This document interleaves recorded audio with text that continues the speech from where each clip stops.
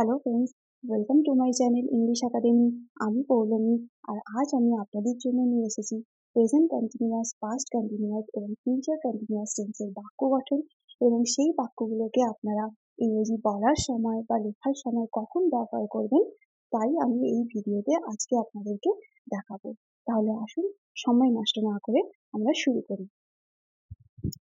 Continuous শব্দটির অর্থ হলো কোনো কিছু কাজ একটানা চলতে থাকা। তাহলে আমরা বলতে পারি প্রেজেন্ট কন্টিনিউয়াস টেন্সের মানে হলো বর্তমানে কোনো কাজ চলছে, পাস্ট কন্টিনিউয়াস টেন্স হলো অতীতে কোনো কাজ চলছিল, আর ফিউচার কন্টিনিউয়াস টেন্স হলো ভবিষ্যতে কোনো কাজ চলতে থাকবে। প্রেজেন্ট কন্টিনিউয়াস টেন্স মানে হলো ঘটমান বর্তমান কাল, অর্থাৎ বর্তমানে কোনো কাজ চলছে বোঝালে প্রেজেন্ট কন্টিনিউয়াস টেন্সের ব্যবহার করা হয়। এরপর হলো past continuous tense.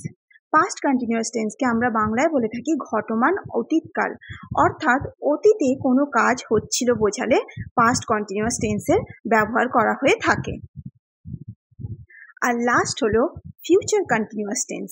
Future continuous টেন্সকে আমরা বাংলায় বলে থাকি ঘটমান ভবিষ্যৎকাল, অর্থাৎ ভবিষ্যতে কোনো কাজ কিছুকাল ধরে চলতে থাকবে এরকম বোঝালে ফিউচার কন্টিনিউয়াস টেন্সের ব্যবহার করা হয়ে থাকে। আরো ভালোভাবে উদাহরণ সহযোগে এবার আমি আপনাদের দেখাবো এদের বাক্য গঠনগুলো, তাহলে আপনাদের বুঝতে আরো সুবিধা হবে। এখানে দেখুন আমি present continuous tense, past continuous tense এবং ফিউচার কন্টিনিউয়াস টেন্সের একটি কলাম বানিয়ে নিয়েছি, যাতে আপনাদের এই তিনটে টেন্সেরই সেন্টেন্স স্ট্রাকচারগুলো বুঝতে সুবিধা হয়। প্রথমেই দেখুন, সেন্টেন্স বানাতে গেলে আমাদের দরকার পড়ে সাবজেক্ট, অবজেক্ট আর ভার্বের। তিনটে টেন্সের ক্ষেত্রেই সেম, সাবজেক্ট দরকার, অবজেক্ট দরকার এবং ভার্ব দরকার। সেই অনুযায়ী দেখুন, প্রেজেন্ট কন্টিনিউয়াস টেন্সে প্রথমেই আছে সাবজেক্ট, তারপর আছে বি ভার্ব অর্থাৎ প্রেজেন্টের বি ভার্ব, যেগুলো হলো অ্যাম, ইজ অথবা আর। তারপর আছে ভার্বের ফার্স্ট ফর্ম এবং তার সাথে আইএনজি যুক্ত, আর তার সাথে আছে অবজেক্ট বা আদার্স। ঠিক সেইভাবেই দেখুন পাস্ট কন্টিনিউয়াস টেন্সের ক্ষেত্রে সাবজেক্ট, অবজেক্ট আর ভার্বের সাথে আইএনজি এই তিনটেই সেম আছে, শুধুমাত্র পরিবর্তন হয়েছে বি ভার্বের। যেটা প্রেজেন্টের ক্ষেত্রে ছিল প্রেজেন্টের বি ভার্বের ফর্ম, সেটা পাস্টের ক্ষেত্রে হয়ে গেছে পাস্টের বি ভার্বের ফর্ম, অর্থাৎ ওয়াজ অথবা ওয়্যার। ফিউচার টেন্সের ক্ষেত্রেও তাই, সাবজেক্ট, ভার্বের ফার্স্ট ফর্মের সাথে আইএনজি, অবজেক্ট তিনটেই সেম, শুধুমাত্র চেঞ্জ হয়েছে বি ভার্বের, অর্থাৎ ফিউচার টেন্সের ক্ষেত্রে ইউজ হয়েছে ফিউচারের বি ভার্ব শ্যাল বি অথবা উইল বি। তাহলে বন্ধুরা একটু ভালো করে খেয়াল করলে আপনারা বুঝতে পারবেন যে এই প্রেজেন্ট কন্টিনিউয়াস, পাস্ট কন্টিনিউয়াস আর ফিউচার কন্টিনিউয়াস টেন্সের মধ্যে পার্থক্য হলো একটাই, সেটা হলো বি ভার্বের। প্রেজেন্টের ক্ষেত্রে আমরা ইউজ করছি প্রেজেন্টের বি ভার্ব, পাস্টের ক্ষেত্রে পাস্টের বি ভার্ব, আর ফিউচারের ক্ষেত্রে ইউজ করছি ফিউচারের বি ভার্ব।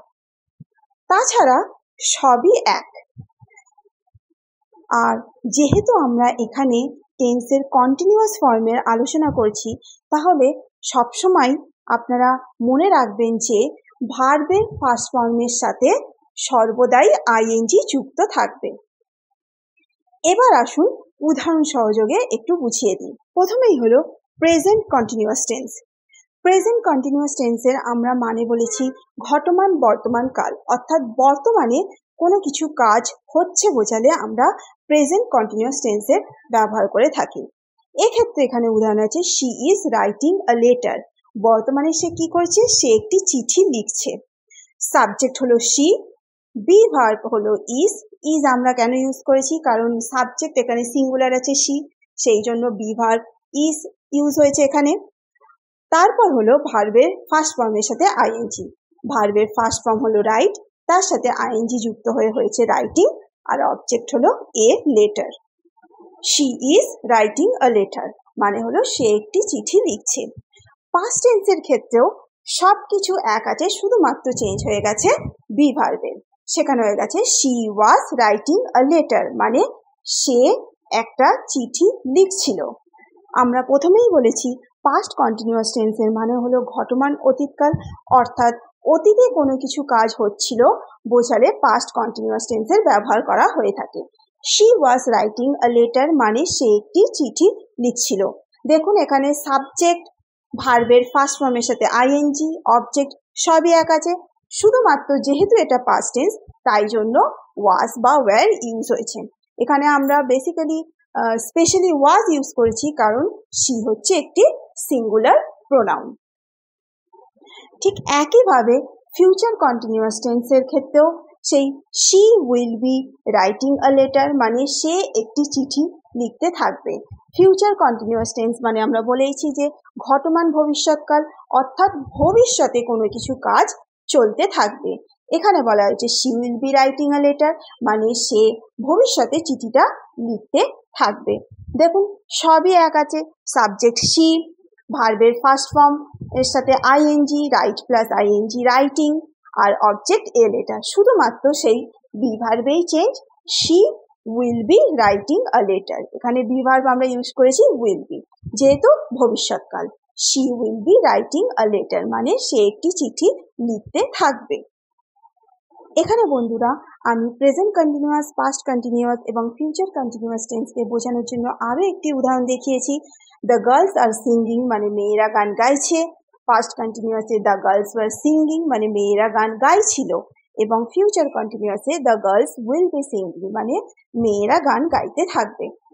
আমি আশা করব যে প্রেজেন্ট, পাস্ট এবং ফিউচার টেন্সের কন্টিনিউয়াস ফর্মটি আমি আপনাদেরকে খুব সহজেই বোঝাতে পেরেছি।